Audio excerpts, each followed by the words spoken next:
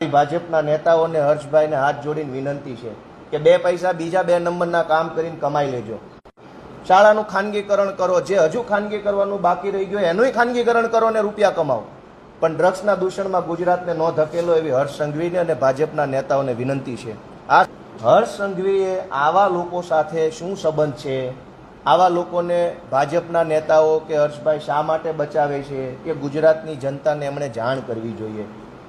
આપણે સૌ જાણીએ છીએ કે છેલ્લા ઘણા વર્ષોથી ગુજરાતના આમ આદમીઓ, સામાન્ય જનતા દારૂના દૂષણ સામે સંઘર્ષ કરી રહી છે. અવૈધ દારૂ, નકલી દારૂ, ઝેરી દારૂ, ગેરકાયદેસરનો દારૂ અને બુટલેગરોના ત્રાસના કારણે ગુજરાતની હજારોની જનતા પીડાય છે, દુઃખી છે, તકલીફ વેઠી રહી છે. આ દારૂના દૂષણમાંથી તો હજુ આપણે બહાર આવી નથી શક્યા, બુટલેગરોના ત્રાસમાંથી છૂટી નથી શક્યા, લઠ્ઠાકાંડનું દૂષણ દૂર નથી કરી શક્યા. ત્યાં ભાજપના રાજમાં ભાજપવાળા દ્વારા ગુજરાતને ડ્રગ્સના દૂષણની અંદર હોમવાનું કામ થઈ રહ્યું છે. હજુ દારૂનો મુદ્દો હજુ શાંત નથી, દારૂ સામેની લડાઈ પૂરી નથી થઈ.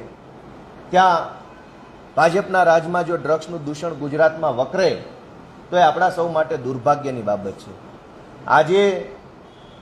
આજના જ સમાચારથી જાણવા મળ્યું કે રાજકોટની અંદર ભાજપના નેતાનો છોકરો ડ્રગ્સ વેચતા પકડાયો, ગઈકાલે જ પકડાયો. પરમ દિવસે 2-4 દિવસ પહેલા સુરતની અંદર ભાજપના 2 હોદ્દેદારો, એક ભારતીય જનતા યુવા મોરચાનો હોદ્દેદાર અને એક ભાજપના લઘુમતી મોરચાના 2 હોદ્દેદારો, જેના હર્ષ સંઘવી સાથે મિત્ર ભાવના પારિવારિક સંબંધના ફોટાઓ વાયરલ થયા છે, એ બંને ડ્રગ્સ વેચતા પકડાયા. આમ જો તો આખા ગુજરાતમાં ડ્રગ્સ વેચવાનો ઇજારો, ટેન્ડર ભાજપના નેતાઓએ લીધું હોય એવું સ્પષ્ટ રીતે સાબિત થાય છે. બધાને ખબર છે કે દારૂના ધંધાના ભાગીદારો ભાજપના કયા કયા નેતાઓ છે. આ ડ્રગ્સના ધંધાની અંદર જે રીતે ભાજપના હોદ્દેદારો પકડાઈ રહ્યા છે, ભાજપ પાર્ટીના નેતાઓ પકડાઈ રહ્યા છે, એનાથી સાબિત થાય છે કે ડ્રગ્સનો ધંધો પણ ભાજપવાળા કરી રહ્યા છે. આમ છતાંય ગુજરાત આખું જાણે છે કે દારૂનો અને ડ્રગ્સનો ધંધો ભાજપવાળા કરે છે, ભાજપના નેતાઓ કરે છે, ભાજપવાળા હપ્તા લઈને કરાવડાવે છે. એ વાતની જાણ આખા ગુજરાતને હોવા છતાંય કોઈ ચમરબંધીને છોડવામાં નહીં આવે, કાયદાનું કામ કરશે વગેરે શેર શાયરીઓ કરી અને ગુજરાતની જનતાની આંખમાં ધૂળ નાખવાનું કામ હર્ષ સંઘવી કરે છે. હર્ષ સંઘવીને મારે વિનંતી કરવી છે કે તમારો હોદ્દો આજે છે, કાલે નથી. ગુજરાતને બરબાદ કરવાના પાપના ભાગીદાર ન બનો. આટલું બધું ડ્રગ્સનું દૂષણ વકરે છે અને બચાવવાની કોશિશ ન કરો. મારે પુરાવા આધારિત એક વાત મૂકવી છે કે થોડાક દિવસ પહેલાં સુરતથી હર્ષ સંઘવીના ખાસ મિત્ર, પરિચિત, પારિવારિક, જેની સાથે વર્ષોનો સંબંધ છે એવા ભારતીય જનતા યુવા મોરચાના હોદ્દેદાર વિકાસ આહિર નામનો જે ડ્રગ્સ માફિયા પકડાયો, એ માફિયાને પકડવા બદલ સૌથી પહેલાં તો હું સુરતની બાહોશ police, Surat SOG, Surat police commissioner Shri તમામનો આભાર માનું છું. એમણે ખૂબ બાહોશ કામ કર્યું છે. એમણે કોઈ પણ જાતની શેહ શરમ રાખ્યા વગર એફઆઈઆર કરી છે. સુરત પોલીસ, એસઓજી, કમિશનરશ્રીનો આભાર. પણ પાછળથી જે થયું એ ઘટના જાણવા જેવી છે. હર્ષ સંઘવીનો મિત્ર હોવાના કારણે, ભાજપનો હોદ્દેદાર હોવાના કારણે કયા ગુપ્ત આશીર્વાદથી, કયા ગુપ્ત આદેશથી આ વિકાસ આહિરની વિરુદ્ધમાં માફિયા ગેંગની કલમો નથી લગાવવામાં આવી. આ વિકાસ આહિર જે છે એ માફિયા ગેંગ ચલાવે છે. ડ્રગ્સની માફિયા ગેંગ, અપહરણની માફિયા ગેંગ, લૂંટની માફિયા ગેંગ, ખંડણી ઉઘરાવવાની માફિયા ગેંગ ચલાવે છે.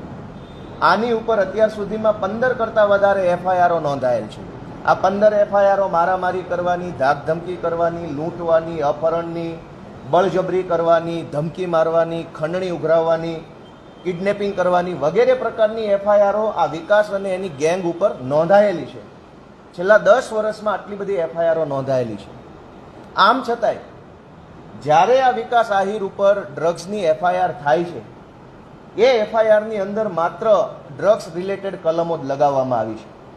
મેં એની એફઆઈઆરની ઓનલાઈન કોપી મેળવીને વાંચી તો મારા ધ્યાનમાં આવ્યું કે આ એફઆઈઆરમાં માફિયા ગેંગને લગતી કલમો લગાડવામાં આવેલ નથી.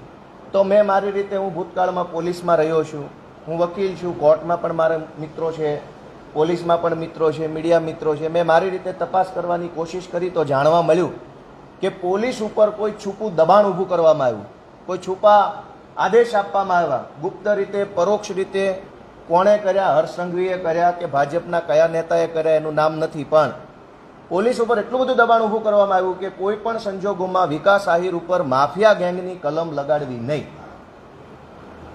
નિર્લિપ્ત રાય જેઓ એક આઈપીએસ અધિકારી છે અને સ્ટેટ મોનિટરિંગ સેલના પોલીસ મહાનિરીક્ષક છે, એમણે તારીખ 21 જુલાઈ 2024ના રોજ એક પરિપત્ર બહાર પાડ્યો. આ પરિપત્રમાં એવું લખેલું છે કે કોઈ પણ વ્યક્તિ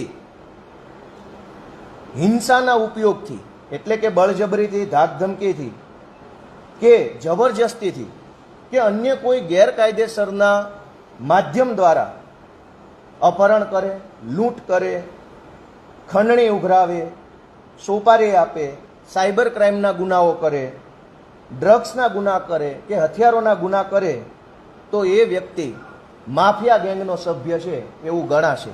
આવું કાયદામાં લખેલું છે કે જે વ્યક્તિ ખંડણી, લૂંટ, ધમકી, સાયબર ક્રાઇમ, ડ્રગ્સનો ધંધો કરે એ માફિયા ગેંગનો સભ્ય છે એવું કાયદામાં લખેલું છે. આ વિકાસ આહિર ઉપર હથિયારોનો ગુનો પણ લાગેલો છે, અપહરણનો લાગેલો છે, લૂંટનો લાગેલો છે, સરકારી કર્મચારીને મારવાનો ગુનો લાગેલો છે, સાયબર ક્રાઇમનો ગુનો પણ સુરત ક્રાઇમ બ્રાન્ચમાં લાગેલો છે.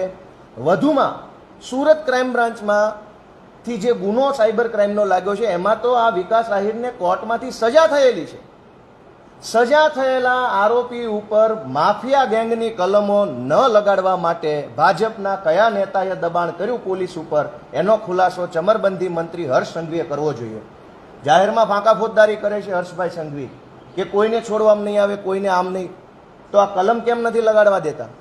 માફિયા ગેંગની, આ ગુંડાઓની ગેંગ ચલાવવાની કલમો શા માટે નથી લગાડવા દેવામાં આવી? સુરત પોલીસે બાહોશ કામ કર્યું, સુરત એસઓજીએ બાહોશ કામ કર્યું, પણ આ વિકાસ આહિરને માફિયાની કલમ જો લગાડવામાં આવતી તો કાયદામાં શબ્દ છે પ્રોસીડ ઓફ ક્રાઇમ, એટલે કે જો માફિયાઓની કલમ આ વિકાસ આહિર ઉપર લગાડવામાં આવે તો કાયદો એવું માને છે કે વિકાસ આહિર અને આ તમામ આરોપી પાસે જેટલી પણ સંપત્તિ છે એ સંપત્તિ સરકારમાં સીલ કરીને ખાલસા કરવી જોઈએ.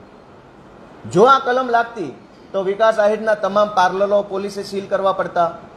જો આ કલમ લાગતી તો વિકાસ આહિર અને બધા જ જે ડ્રગ્સ માફિયાઓ છે એની ગાડીઓ, એના મોબાઈલો, એના પ્લોટ, એની જમીન, એના મકાન બધું સરકારે સીલ કરવું પડે અને સરકારમાં જમા કરવું પડે. આ સરકારમાં જમા ન થાય એટલે ડ્રગ્સના માફિયાનો બચાવ કરવા માટે થઈ ભાજપના નેતાઓએ સુરત પોલીસ ઉપર દબાણ કર્યું છે.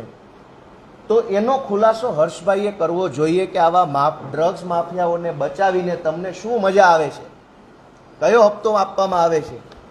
આ પરિપત્ર છે જે સ્ટેટ મોનિટરિંગ સેલના પોલીસ મહાનિર્દેશક નિર્લિપ્ત રાયે બહાર પાડ્યો છે. આમાં ચોખ્ખું લખ્યું છે કે કોઈ પણ વ્યક્તિ ઉપર 3 વર્ષ કે તેથી વધુ મુદતની કેદની શિક્ષાને પાત્ર કોગ્નિઝેબલ ગુનો કર્યો હોય અને એવા 2 ચાર્જશીટ કોર્ટમાં ફાઇલ થયા હોય તો એવો વ્યક્તિ માફિયા ગેંગનો, ગુંડાઓની ગેંગનો સભ્ય છે અને ગુંડાઓની કલમ લગાવવી. આ ડ્રગ્સ જે પકડાયું છે એ કોમર્શિયલ ક્વોન્ટિટી પકડાય છે. કાયદામાં એની જોગવાઈ છે સ્મોલ ક્વોન્ટિટી અને કોમર્શિયલ ક્વોન્ટિટી. કોમર્શિયલ ક્વોન્ટિટી પકડાય હોવા છતાંય માફિયાઓને, આ કોઈ એવું તો નથી કે પહેલી વખત ધંધો કરતો હતો ને પકડાઈ ગયો. હર્ષ સંઘવીએ આવા લોકો સાથે શું સંબંધ છે, આવા લોકોને ભાજપના નેતાઓ કે હર્ષભાઈ શા માટે બચાવે છે કે ગુજરાતની જનતાને એમણે જાણ કરવી જોઈએ. મારી ભાજપના નેતાઓને હર્ષભાઈને હાથ જોડીને વિનંતી છે કે 2 પૈસા બીજા 2 નંબરના કામ કરીને કમાઈ લેજો. શાળાનું ખાનગીકરણ કરો, જે હજુ ખાનગી કરવાનું બાકી રહી ગયું એનું ખાનગીકરણ કરો ને રૂપિયા કમાવો, પણ ડ્રગ્સના દૂષણમાં ગુજરાતને ન ધકેલો એવી હર્ષ સંઘવીને અને ભાજપના નેતાઓને વિનંતી છે. આ સાથે ભાજપના નેતાઓ, માનનીય ભૂપેન્દ્રભાઈની સરકાર મૃદુ મુખ્યમંત્રી છે. મૃદુ હશે પણ કડક હાથે કામ ન કરે એવા મુખ્યમંત્રીનું કોઈ કામ નથી.